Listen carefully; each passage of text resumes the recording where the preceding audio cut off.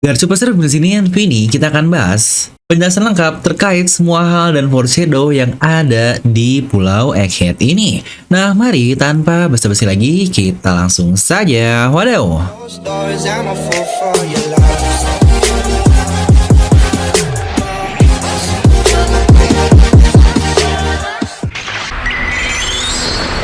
Nah, dengan kita yang sudah libur cukup lama nih dari satu pulau yang sangat menarik ini alias Pulau Egghead, karena sebelumnya kita dilempar dengan berbagai hal baru seperti Shanks melawan Kid, lalu juga Garp di Achinosu, dan yang terbaru terkait insiden Reverie pun sudah kita dapatkan, dan sudah saatnya bagi kita untuk kembali lagi ke Pulau Egghead, salah satu pulau dengan teknologi yang sangat advance sekali. Ya benar dikatakan ini bukanlah teknologi masa depan, tetapi teknologi masa lalu yang dikatakan ada peradaban yang sangat-sangat gila sekali, yang kemungkinan besar itu adalah Ancient Kingdom di zaman Void Century, dimana juga kita baru mendapatkan Oda yang membuat art khusus dari Arc Egghead ini. Nah, jadi mari di sini kita akan bahas terkait apa-apa saja sih hal menarik yang sudah kita dapatkan dari Egghead ini, dan kita lihat juga di arc sebelum Egghead. Jadi pastikan kalian tonton video sampai habis agar tidak ada informasi yang miss dan juga setengah-setengah. Nah, mari siapkan kopi, nyalakan pemain besar, pasang headsetnya, ambil posisi PW, and wadidaw.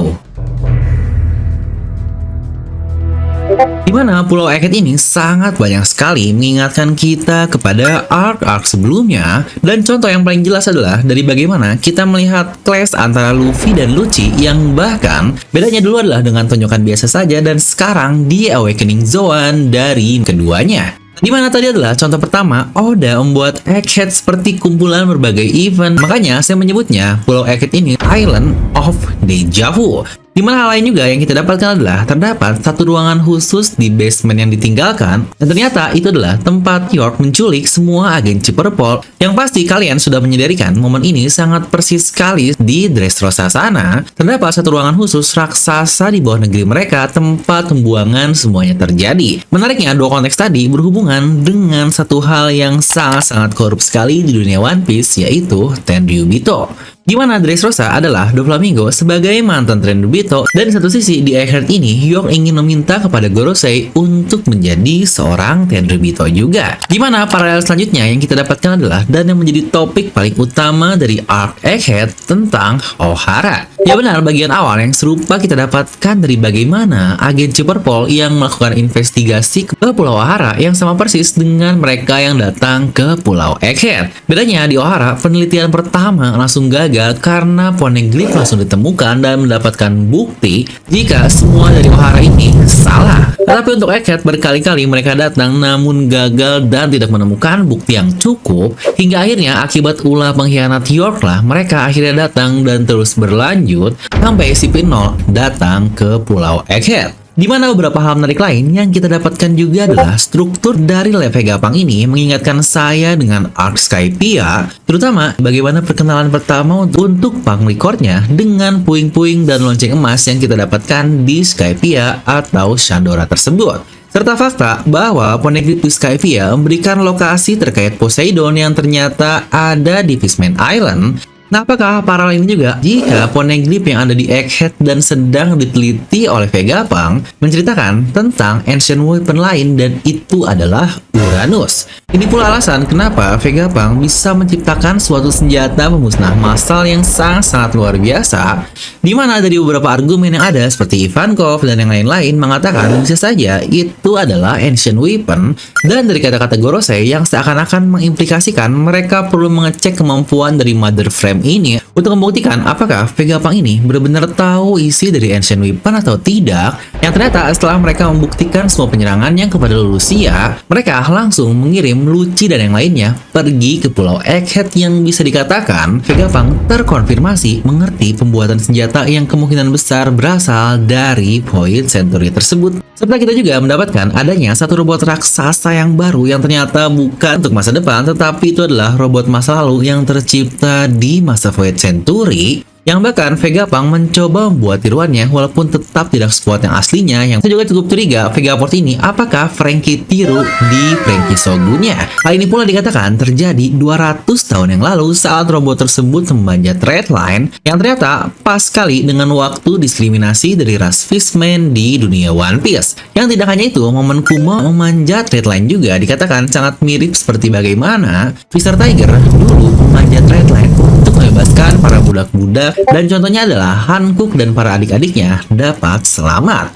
Di mana paralel kedua, Kuma yang baru-baru ini saja memanjat Redline, dan kita juga tahu kita mendapatkan sedikit flashback dari memorinya bahwa Kuma adalah mantan budak dari Tenryubito yang entah bagaimana, tetapi dari prediksi saya jangan-jangan dia adalah budak di negeri God Valley yang sejujurnya untuk hal ini sudah pernah saya bahas di video terpisah. Nah, kita pula mendapatkan satu paralel ketiga ketika momen Kuma tersebut sangat mirip seperti bagaimana Luffy ketika dia memanjat Drum Kingdom saat menolong Nami. Di mana di puncaknya mereka bertujuan untuk bertemu dengan sang penyihir yang kita tahu itu adalah Dr. Kureha. Ya benar, Dr. Kureha dikenal dengan usia tuanya yang berkali-kali dia katakan, apa kau ingin mengetahui rahasia awet mudanya? Yang sejujurnya hal ini pula bukankah sangat mirip dengan Mary Joyce, di mana di puncaknya ada kastil Pangaea yang entah apakah juga ada sang penyihir juga di sana yang kita kenal sebagai Imo, yang jangan-jangan dia juga hasil dari operasi keabadian. Yang lagi-lagi bukankah semuanya sangat paralel satu sama lain di satu arc Egghead ini?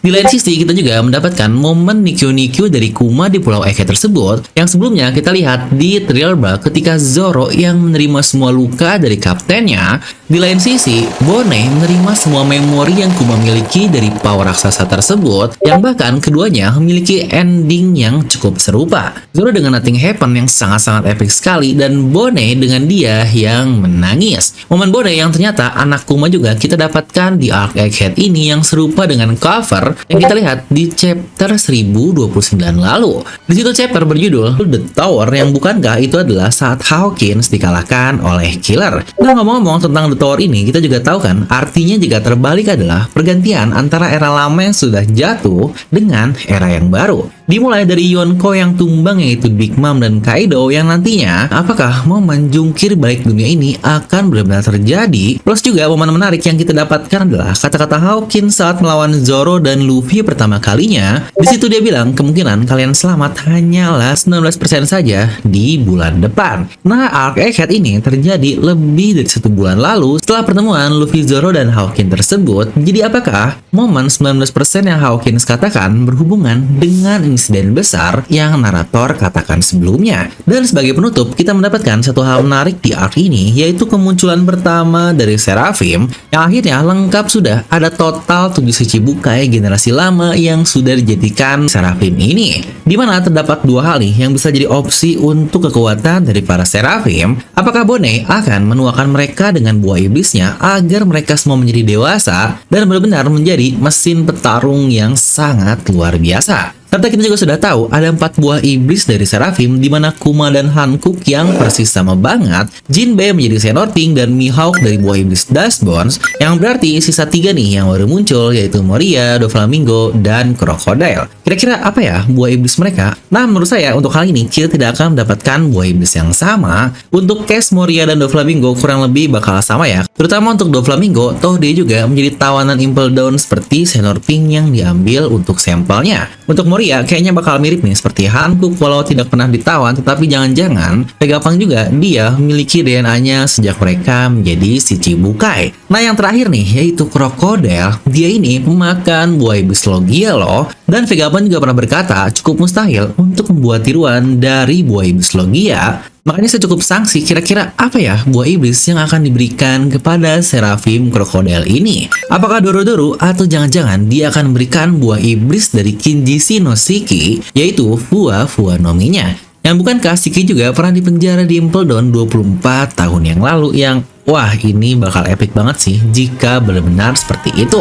Nah, jika ada hal lain paralel yang terlewat, mungkin kalian bisa selengkapkan di kolom komentar di bawah ini ya. Dan seperti biasa, semoga kalian terhibur dengan video ini. Like aja kalian suka, dislike aja kalau suka, jangan lupa untuk subscribe dan juga share video teman kalian. Gue Devil pamit, and I'll see you guys next time.